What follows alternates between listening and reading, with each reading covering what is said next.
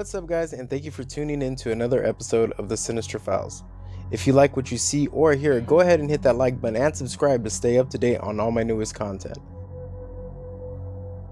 In November of 1934, Albert Fish sent a letter to a woman he called on 6 years prior. Dear Mrs. Budd, on June 3rd, 1928, I called on you at 406 West 15th Street and brought you a pot of cheese and strawberries. We had lunch, Grace sat on my lap and kissed me. I made up my mind that I would eat her. The bizarre rambling letters that Mrs. Dahlia Flanagan Budd received on that cold November evening began with the tale of a Chinese deckhand with a taste for human flesh. It ended with a harrowing and detailed description of her daughter's murder. Hamilton Howard Albert Fish had many names: the Brooklyn Vampire, the Werewolf of Wisteria, and the Gray Man. Small, quiet, and unassuming, he had a face that blended with the crowd and a private life that would have frightened even the most hardened criminals. The child, Fish, was plagued by mental illness, as were a number of his family members. His brother was in an asylum, his uncle was diagnosed with mania, and his mother experienced regular hallucinations. His father was 75 years old at the time of Fish's birth and died not long into his childhood, leaving Fish to the mercies of an unstable family life and, when they could no longer take care of him, the state orphanage. It was where he conceived a passion for pain. The caretakers at the orphanage regularly beat children and even occasionally encouraged them to hurt each other. But while the other children lived in fear of painful punishment, Fish liked them. He came to enjoy pain and associating with pleasure and, in time, sexual gratification. When his mother was back on her feet, financially self-sufficient again, she removed him from the orphanage and brought him to live with her. Fish continued to administer his own beatings. In 1882, he began a relationship with a telegraph boy who introduced him to sexual practices, which involved the consumption of human waste and mutilation. He would regularly embed needles into his groin and abdomen and flog himself with nail-studded paddle. Inevitably, Albert Fish became curious about others' pain too. In 1910, while working as a house painter in Delaware, Fish met Thomas Keaton. Fish and Keaton began a sodomistic relationship, though it is unknown how much of Keaton actually consented to. In later description of the affair, Fish would hint that Keaton was perhaps intellectually disabled, though it was always difficult to sort fact from fiction in Fish's tales. 10 days later, after their initial meeting, Fish lured Keaton into an abandoned farmhouse, but when Keaton arrived, he found himself locked inside. For 2 weeks, Fish tortured Keaton. The budding killer mutilated the other man's body and cut off half of his penis. Then, as suddenly as it arrived, Fish disappeared, leaving Keaton with a $10 bill for his trouble. By 1917, Fish was having difficulty concealing the symptoms of severe mental illness. His wife, a woman his mother had introduced him to, left him for one of the family's boarders. He began having auditory hallucinations.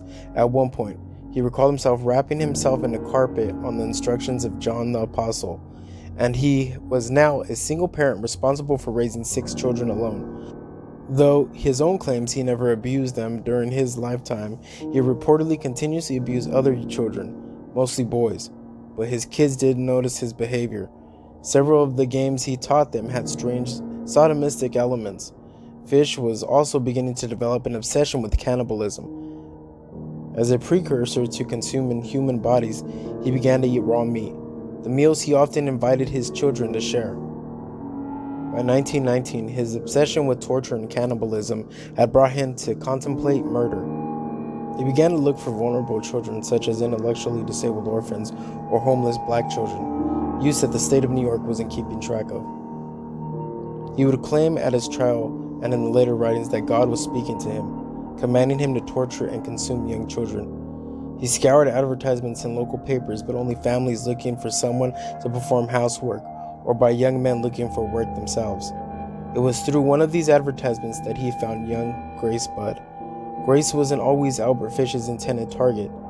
It was her older brother that he had his sights set on. The brother, Edward Budd, was looking for work on a farm or in the country. That's why he put out the ad, Fish Encounter. Fish was planning on hiring Edward and bringing him out to his country house to torture him, thus under the false name Frank Howard.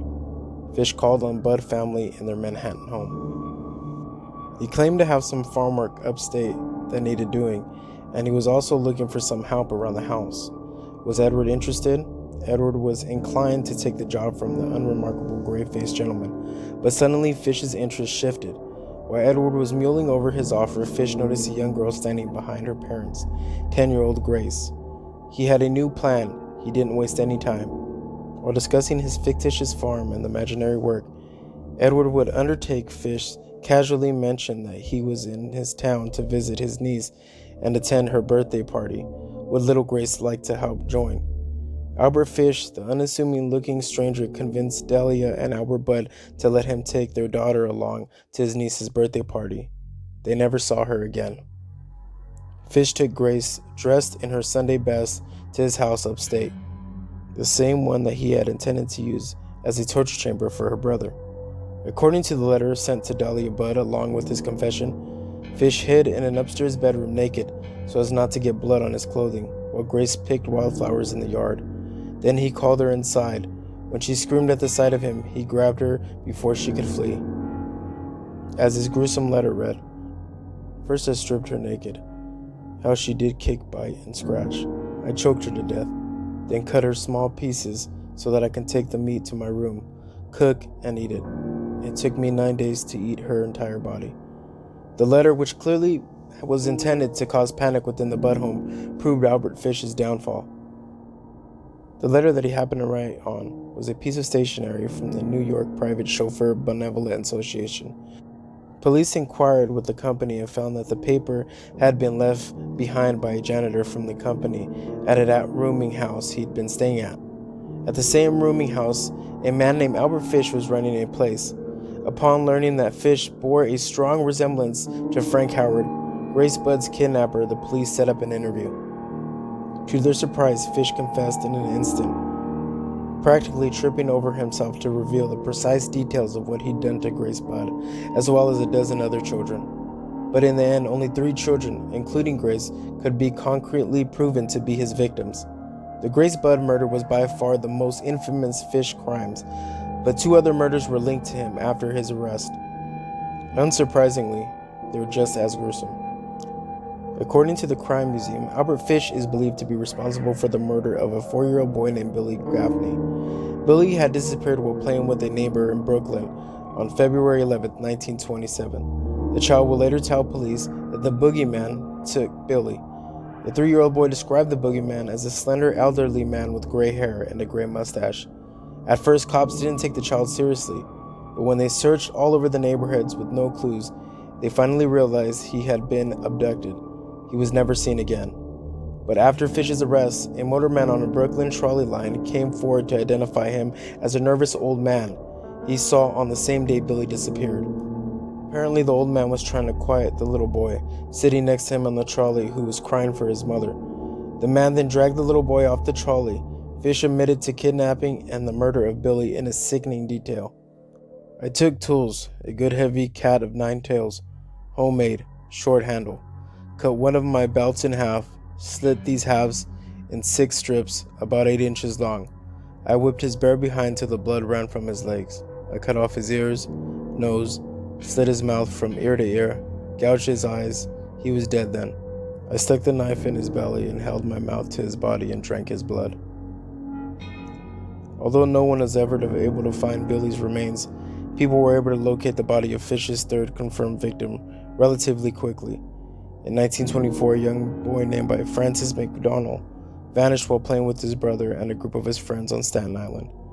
His body was found in the woods shortly thereafter. He had been strangled by his own suspenders. Shortly before Albert Fish was put to death, he confessed to being the one who lured Francis into the woods, later assaulting and strangling him. He admitted that he was ready to dismember the boy, but he thought he heard someone approaching and fled the scene. His trial clearly demonstrated that Fish was insane, but the jury, according to one member, felt Fish would be executed anyway, and he was found both sane and guilty. The electric chair would be his fate. In January 1936, shortly before he was executed, he was allowed to write a series of notes on his crimes to be handed over to a journalist working on the case. His lawyer took one look at the notes and refused to turn them over. "If I ever show these to anyone," he said, "it was the most filthy string of obscenities that I have ever read." So thank you for watching another episode of the Sinister Files. Remember to like and subscribe, and to stay up to date on all my newest content, go ahead and turn on the notifications. Thank you for watching.